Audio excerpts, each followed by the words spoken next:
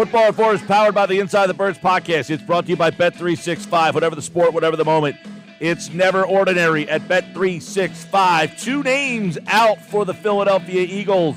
We'll dive into it now for Football at 4 with Adam Caplan from the Inside the Birds podcast. As we just found out, 2 names will miss the game on Sunday, and both of them kind of interesting for what their roles would have been on Sunday, Adam, as the Eagles made it official that Bryce Huff will not play. He has the 21-day window open. I guess there was some anticipation, and Britton Covey is out again for the game on Sunday. So those 2 are out. Questionable is Sidney Brown. Adam Caplan, happy Friday.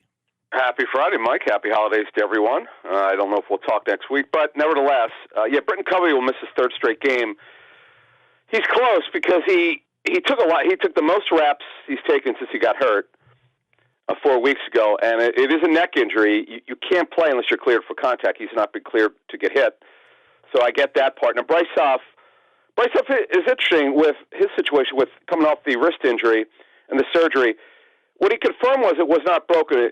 He tore ligaments in his wrist. So the thing was that they had the surgery when they had it, so he could come back before the end of the season, which they still expect he'll play either next week or the week after. That's why they started his 21-day clock, Mike, as you mentioned, so he could start working in Thursday's practice, which he did. So, he won't play. We'll get into the rotation at edge in a couple minutes. But the good news is, now we talked about this on today's Inside the Birds, Mike. No longer could you just assume a guy has a concussion the next week he doesn't play. You could throw that out. That's no longer true, not even close to being true. I tracked this stuff. 3 players last week, week 14, who had concussions played in week 15. They won Sunday, so they had a concussion Sunday. They play the next week. This happens every week now. Guys are coming back within 7 days, where it used to never happen or rarely happen. So it is happening. Sidney Brown, Mike. The good thing is he took a lot of reps today. He's got to get independent neurologist to clear him, and if so, he only really plays on special teams. But Mike, he's a gunner on special teams. He's really important in that. And by the way, the knee issue that he had that forced him to miss the game a couple weeks ago, that's no longer on the injury report.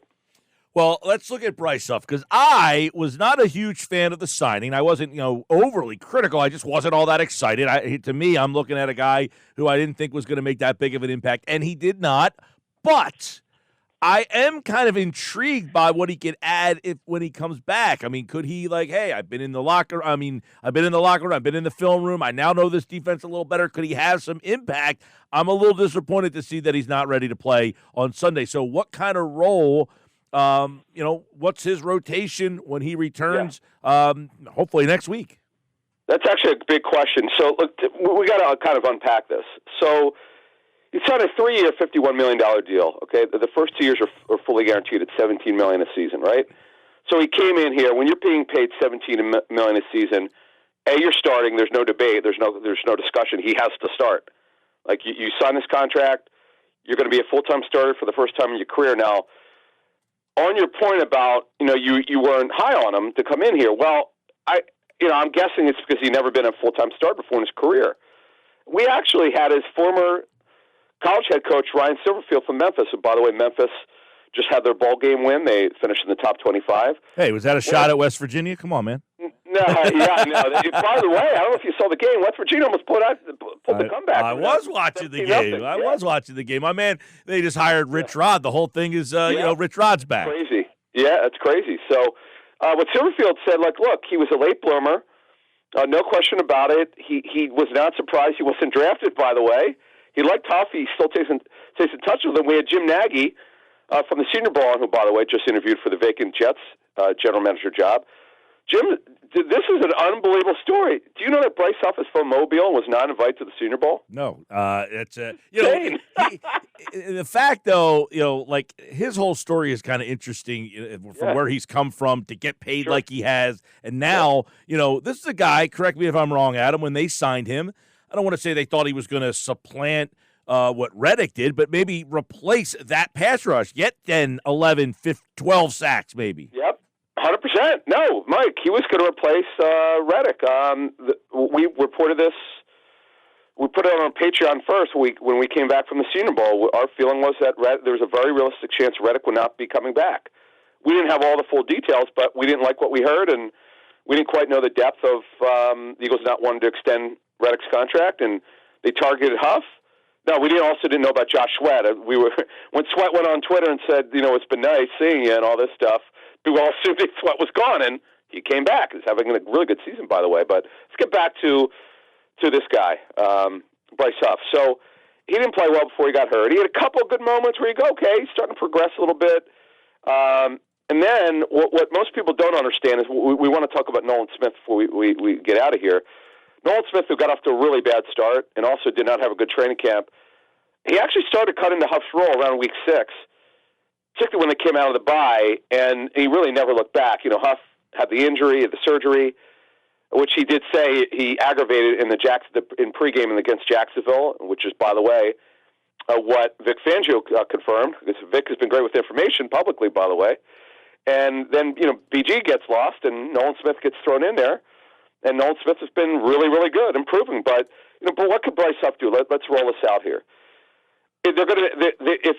Most people don't realize they had a 4-man rotation for about 7 games, and then because of injuries, they went to a 3-man rotation.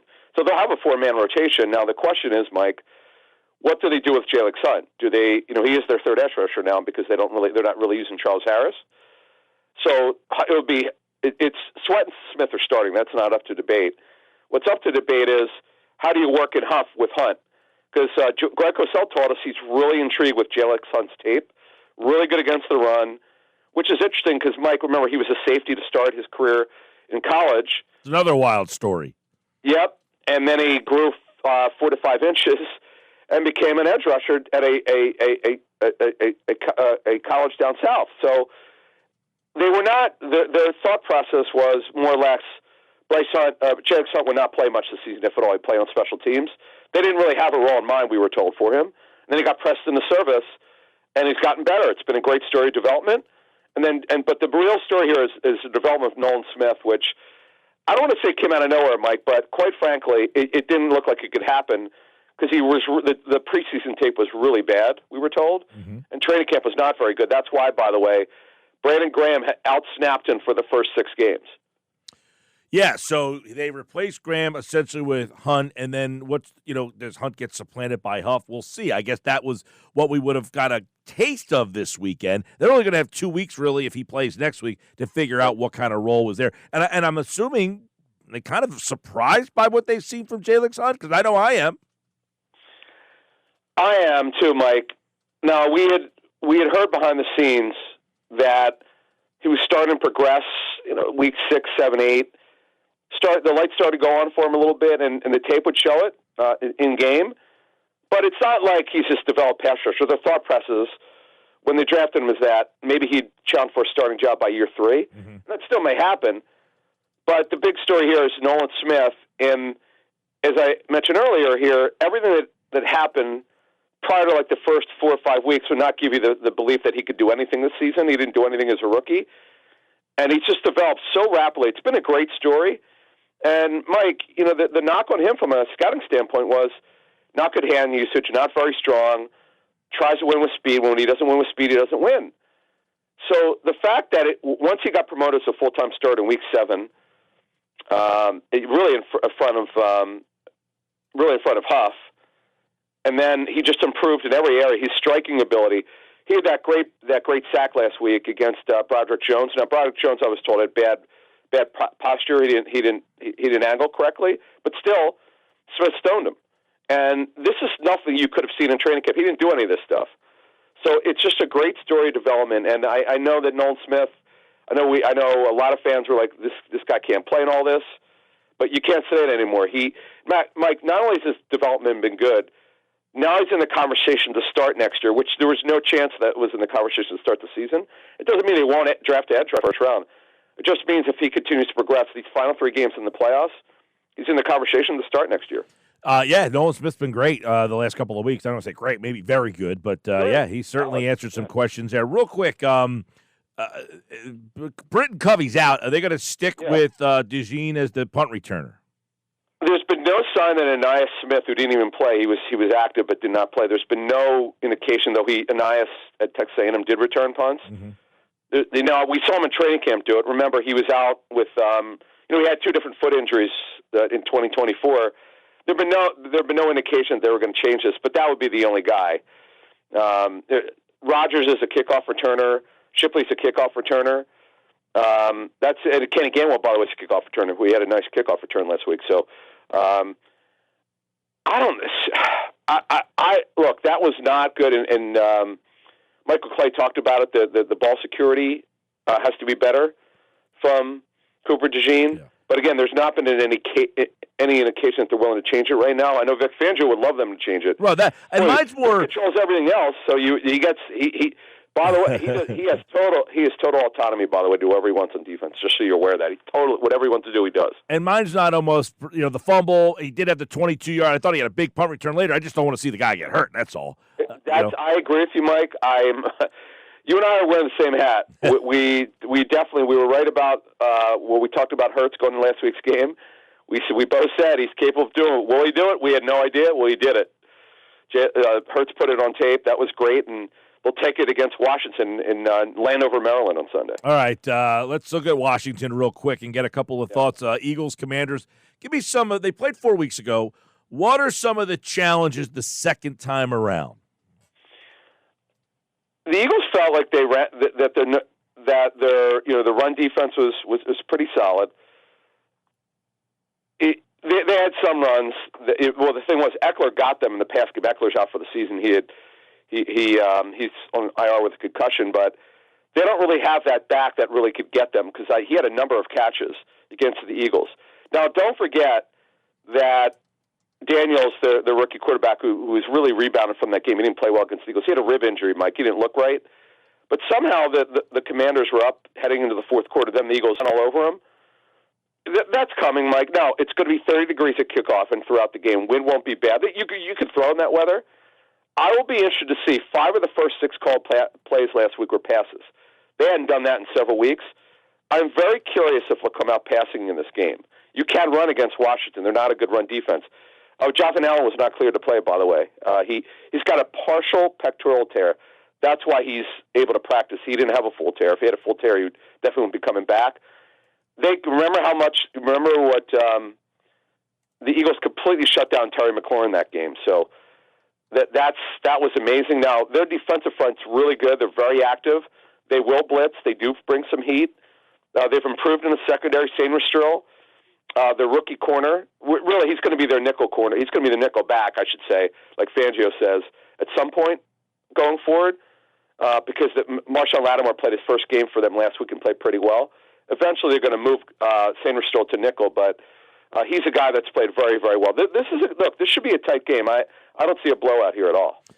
No, it was close last time. People forget they were winning here in Philadelphia, and then you had the big run by Saquon Barkley, who's had, this is the opponent that he has beaten up on more than any other team in his career. He averages more scrimmage yards against Washington than any other team in football. So it was a big run by Barkley that bailed him out last week. Are they going to need something like that again this week? We'll see. AJBrown said he's playing, but banged up. Barkley last week, he left. The battle of attrition. You don't want to start losing guys here. Yeah, how about Barkley not on the injury report for an injury? He just had rest. Now, AJBrown did confirm today. It did not, he felt fine, he said, on Monday, Tuesday, Wednesday. Thursday, he was feeling something. So they had to add him to the injury report. And now he did kind of hint that it was from the game, but he just didn't feel till Thursday. Now, he also was listed with an injury with a knee issue several weeks ago. He also missed time, as you know, Mike, with that crazy walk-through hamstring injury. So you got to watch this. You're right, Mike. This is a long season.